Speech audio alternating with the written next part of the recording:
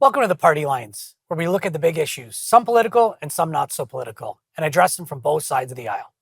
To start, Canada's inflation rate is ticking higher once again, rising to 3.2% year over year in May, adding new pressure on households and raising fresh questions about where the economy goes next. Here's a closer look. Yeah, no, I think in the broad strokes, it's pretty much in line with what was being expected. We have a big contribution coming from gasoline, up 5.6% on the month, and then you have some fluctuations in very volatile categories like travel, tours, traveler accommodation. Might be related to the World Cup, maybe, but those are not too concerning because we tend to see a lot of ups and downs of very significant magnitudes from a month to another. So I think in terms of the details of what we're seeing so far, it's not too surprising. Yeah, and you mentioned, it looks like the core measures, again, mostly stabilized, subdued, nothing a lot there, at least for now, to mention. We'll get into a couple of the numbers, but gas prices 33% year over year. Again, not a huge surprise. You touched on it, right? Not a huge surprise year over year numbers, and we're watching it start to stabilize, at least in the month of June. But, I think maybe positively, at least for the Canadian economy, haven't seen any of that leak into some of the other core sectors. No, yeah, I think that's the key here, is really that those core measures are roughly in line with where they were being expected, and still tracking, broadly speaking, the Bank of Canada's target. So no big indication that we're seeing runaway inflation, and that is just it just reflects the state of the economy. We know that we had a contraction in the first quarter, and the numbers have been better for the second quarter, but not necessarily very strong when it comes to economic growth or the. Back in studio today is Ashley Waters. Ashley, your thoughts on the latest figures? And welcome back. Yeah, thank you. I think when we're looking at inflation, and if we're saying it's a technical recession, and we hear these, economists kind of spin things and saying, the sky isn't falling, it's okay. You hear from both sides of the aisle. And I think with this Liberal government, they did try to kind of ease that with getting rid of the excise tax, on the gas, or if there's the grocery rebate. Like, everyday people don't care. We just know that we pay more money when we go to buy groceries. We're paying more at the pumps. And so it's that trickle effect with global instability right now with the war going on. So really our pocketbooks is really where we're going to see it the most. So just having those aids in place, I think at least, it's not going to alleviate it completely, but at least it's moving the needle in the right direction. Yeah, the word, I guess, I'm an economics major way back when, but still an economics major, how I was trained. It always fascinates me the word technical recession. That's like saying someone's technically pregnant. No, they're pregnant. You're having a recession. That's exactly what we're having right now. And we're not performing as well as our counterparts. So that's, if we're all down, we're down, but we're not. We're the ones getting kicked more than anything. And I realize inflation, inflationary measures, it's international. It's not Canada's got inflation and the US doesn't, and, South America does. It's a global thing. But our government is responsible for responding to international issues. And as you said, I do agree. We talk about 3.2%, and, for folks who aren't junkies in this, they don't care what the percentage is. Right. They do their budget spreadsheet, and they have the gas bill, they have the grocery bill, they have the rent bill. Your mortgage, right? Whatever you want, right? Yeah, your mortgage rate, even though they're not all tied, they are. But in the simplest form, you can't tell someone, it's getting better in the second quarter when they're like, yeah, tell my pocketbook that. Right. Yeah, and that's the reality of it, right? It's not like a family of four. You can go to the movies, you can do all these things like you just used to and pick up and go. You actually have to think, well, can I afford to do this now? Is this something that is a reality of so many Canadians? Yeah, and I think people, we're going to talk a little bit later on the U.S.-Iran announcement, as far as the trade deal, and that you've never had so many people happy for the Strait of Hormuz being open. And 90% of people didn't know what a Strait of Hormuz was before this until they went to the gas pump. And depending what kind of gas you're paying, it could be over $2 a liter. And unfortunately, now they have the power to know that they can disrupt the whole entire global economy. Oh, my God. Right. Because what happened? It got closed again. It got open and it got closed again right away. So, inflation, certainty is a huge thing as far as how we behave, how we invest, trading partners, all of it. Yeah. And the fact that we don't have certainty, and we have people saying technical recession, but we need to perform better. And, we need to feel better as Canadians that things are getting better. Yeah, and again, those cost-cutting measures, I think, do help, but people really want to see for affordability, whether or not it's housing, whether it's not, the economy, where's that stability? When we return, we're going to discuss Prime Minister Mark Carney's response to the evolving situation between the United States and Iran. Let's go. Welcome back. Prime Minister Mark Carney took some time recently to react to the U.S.-Iran deal. Here's what he had to say. Did you actually see the agreement itself? I've seen the agreement, yes. Oh, so the president showed it to you? Well, I've seen the agreement. We have our sources, just like you. Okay. Well, we haven't seen it publicly. It hasn't been released. Is it true it's about a page and a half? It is a reasonable length for an agreement, which is in effect, it is a cessation of hostilities. It's a ceasefire for that 60-day period, as you know. But it sets out a series of conditions and what will happen when they are fulfilled. It's well structured. It creates, I actually think, I think it's a game changer, not just for this situation, because it starts to take off certainly this issue, but it allows us, and this is what's happened in the meeting, to step back, look anew at Ukraine. Yeah. Ukraine situation. We had a very, very constructive conversation around Ukraine. I want to ask you about Ukraine, but I'll let you but on this MOU itself, because the administration has not released the text of it, is there anything surprising in it? Anything surprising? Look, I think that we all went through weeks and weeks where it seemed close to having a deal, but there wasn't a deal. So is the surprise that there's actually a deal? Maybe you could put it that way, but having the deal and then getting behind it, that's what's crucial. It honestly sounds like our prime minister was in the hallway and overheard what was happening in the room on it, because it sounds like, yeah, I know what's going on. I know. If you don't know what's going on, don't say you know what's going on. But Caitlin Collins pushed him on that. Anyways, interesting. Your thoughts? Yeah, I think they're definitely apprised of the certain dealings when they know that they're reaching agreements. But like this keeps happening, it's a flip-flop, right? Like all of a sudden, I think the American president wants to look strong, that he's done something to, acquire the Peace Prize, and that he's created something that, like we said in the last segment, it's a global instability. So anytime that we can support that stability and peacekeeping as Canadians, and in that light, especially for the prime minister, like our prime minister coming out of the G7, and people looking to him as that role, that figure that normally they would look to North America at the presidency of the United States. And since that Davos speech, people really have looked to Mark Carney that way because of the volatility that they've seen in the U.S. and with the American administration. Yeah, I think I would argue the last, I would say, week or so, he's taken a little bit of a hit, maybe more for political junkies than the general population. But from the standpoint that he did it in an about face and is now on board with what Trump's doing, sure, I get why. We have to provide certainty. We want Kuzma to happen. We want to, we want to negotiate from a point of strength, not from being attacked and back on our heels. So I understand that technique. The fact that he said game changer about this deal template shocked me, because you didn't need to go that far. Like, that was an unnecessary step, especially for something that not everyone's seen. Right. So to come out and say that, first of all, and the second one that really got me was when he said, basically, this is a template for future deals.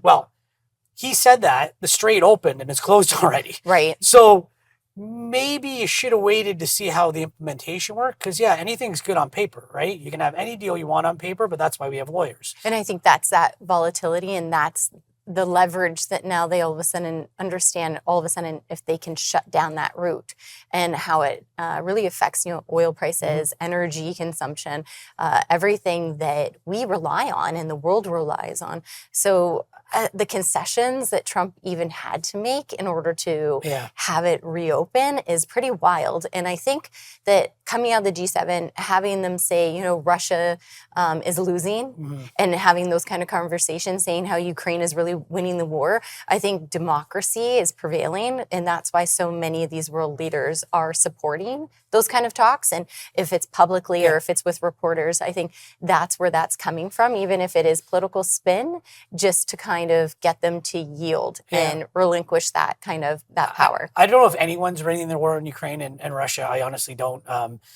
There's a lot of mismanagement gone on there, and this is unbelievable how long this has lasted. Going back to look at the U.S. side, as far as I almost think it's a little bit Trumpian to what Carney's doing because he's flip-flopping. Oh, And do you think? Okay. His support is not there. It's there. We're fighting with him. Now he's telling other other world leaders, MPs are just there to get our votes through and stuff. I feel like that was taken out of context. I I'm think he just was saying- explaining the I'm system just and saying how his- votes work in elections and how MPs are really there to acquire the votes. But Might have been a bad mic moment. sound clip. Okay. But game changer, streets closed on a Friday. MPs are only there for votes. He's Game changer he's a would be different, if he's a it different actually kind of opened up again, which he thought, and He's a that would have different been kind the of game changer. He's a that different we kind all of politician, I'll say Right. that. Okay. Well, when we return, the federal government is introducing a long-awaited privacy bill, one that could really reshape how Canadians' data is collected and protected. We'll weigh in after the break. Welcome back. There was a major update in Canada's privacy rules. Ottawa's rolling out long-awaited legislation on data protection. Here's a closer look. That's why today our government tabled the Protecting Privacy and Consumer Data Act. The new bill gives Canadians more control over their personal information, gives them the right to deletion against deepfakes. It protects children's information as sensitive. It takes aim at surveillance pricing to stop price gouging. So why do we need this now? Canada's consumer privacy laws are 25 years old. They were written before the iPhone. It was a different time, before AI, before deepfakes. And because so much of our lives right now, especially our kids' lives, have been shaped by platforms, apps, and digital services, we're living in a different world. And our laws need to catch up. That's why this bill gives the regulator real power to enforce the law. Many have called for this. For too long, companies that misuse Canadians' personal information have not faced strong enough consequences. This bill changes that. The new bill is a principle-based bill that makes sure that the regulator can draft rules around surveillance pricing to stop the improper use of information. If the harms outweigh the benefits, as in the case of surveillance pricing, the regulator can take charge.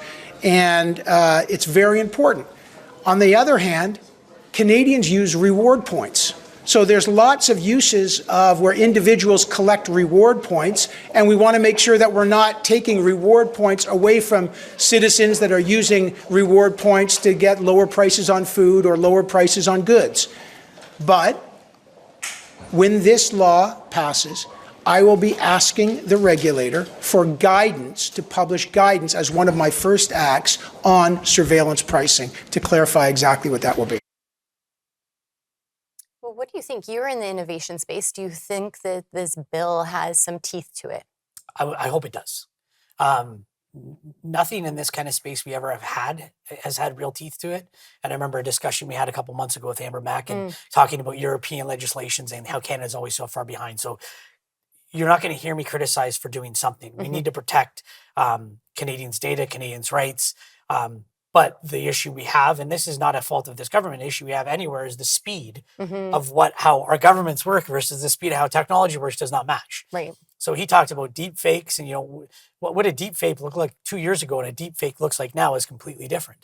I mean, it's terrifying. So if it has teeth, which is what he's talking about, the regulator, great. If it's a piece of paper we can't enforce, then I have a problem with it.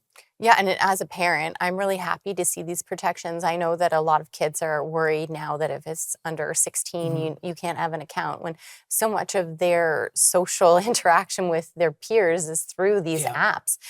So whether it's like team related for sports teams or just being able to have, snap streaks, a lot of these things have been persuasive to our children, and not only our kids, but ourselves. So the fact that there are these legislations talking about having to say, if this is an AI generated image, or I have if no problem with that. something that's, sexualized violence, any of that kind of stuff that's pushed towards kids or youth or, people in these chat rooms or chat bots, right? We saw that. And so I think this regulation is a step forward, but also the fact that I think this case, it's good kind of that Australia went first, because we can see where they fell short, and maybe we can go ahead and close the gap on some of those policies that really didn't. Australia does things like that, right? No guns, no social media, and hey, great, that's the way their policies go. Do you think, I'm going to go on the social media side, do you think we should have a phased-in approach? Because, you know, your kids are younger and they're on social media, and then you cut them off, where it's, you know, actually we're going to phase this in over 3 years, or is it a hard, you know, we're quitting smoking like this is what. Exactly. And I was just going to say that by the time all is said and done, this probably will take a 2-year process, right? You don't snap your fingers, all of a sudden it's in place. Kids have ways to work around this. There's VPNs, there's apps that they can just even download a VPN. Parents need to be parents. Exactly. And so even though we have parental controls and we have all these things in place, they have workarounds. It's just like when we were younger and they could show cigarettes kill, but we still found a way to find them. I think I was 10. Right. So, but that's going to be a continuing conversation for sure. With the future of CUSMA under review, Canada and Mexico are signaling a common approach, while uncertainty remains over Washington's position. So when we return, we're going to take a look at exactly that.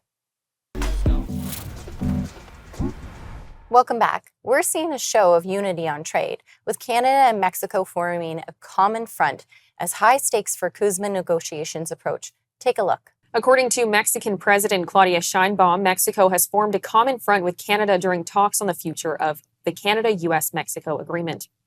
The three countries are set to hold a key virtual meeting on July 1st to decide whether to extend the trade deal for another 16 years or pursue other options that could keep negotiations ongoing.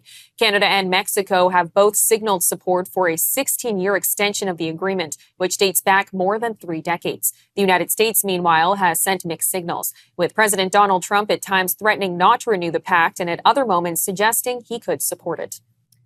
Well, it's so volatile every single time we talk about this trade negotiation. And I think the confusion for many people is they think as of July 1st, if something isn't in place, that it's a race. But really, it's that review, because this came into effect in 2020, and that was supposed to be every 6 years. That's been badly promoted. That's been badly looked at as a July 1st, everything, the world is going to collapse. Hard stop, right? Yeah. The point of this story shocks me is like, it's taken this long for Canada and Mexico to decide to work together. Probably should work together over here. Like that part of the story, I always thought, like, why? When we talk about I always say negotiate from a position of strength. That's always been, regardless of what you're doing in life, negotiate from a position of strength. So if you can see the writing on the wall that you're toast, well, figure out how to negotiate now while you have a little leverage. Canada and the U.S. or Canada and Mexico have leverage if they said, hey, we work well together. We've worked well together for years. We've got someone who's not playing that nice with us, and it's a 3-person deal or a 3-country deal. Right. Let's figure out what common goals that we have and see how we can work together to pull them across. You're not going to get everything. They're going to take a step backwards. The funny thing is that keeps coming up, but not often enough, is this was Donald Trump's deal. Absolutely. Like this is his deal. Yeah, they got rid of NAFTA. They moved to this. So the fact that this is just a terrible deal was his deal. And it doesn't matter. The truth doesn't matter in that aspect. But I would have hoped that Canada and Mexico would have had prior talks, and this was just an announcement to say, maybe we've got our ducks in a row more than you think now. Because if you're telling people now that you're going to get on the same page and then you have to get on the same page, that's dumb policy. Yeah, I think it was more throwing darts at the dartboard, just trying to get that bullseye and knowing that, the bully on the schoolyard, you're worse off if you're alone in the corner. But if you're locked arms with everybody else, it's a lot harder to go after you. And, I agree. And at this point, they see that sometimes, what happened with the UK, just because you have an agreement, it's not worth the signature on the paper. He can rip it up the next day. So flattery doesn't necessarily work with the administration. He does, but in this case, he kind of can't, but he can cause chaos, I'll say. Absolutely. And I think that's why the push from, the midterms that are coming up and from governors saying, we want our alcohol back on the shelves. We want the tourism. We want to go ahead and have our allies working together again. All those things have actually worked in the favor of Canadians and Mexicans to kind of show and push that pressure. I watched a great interview with Governor Shapiro, a Democratic governor in Pennsylvania, so not far from Ontario, where we're located.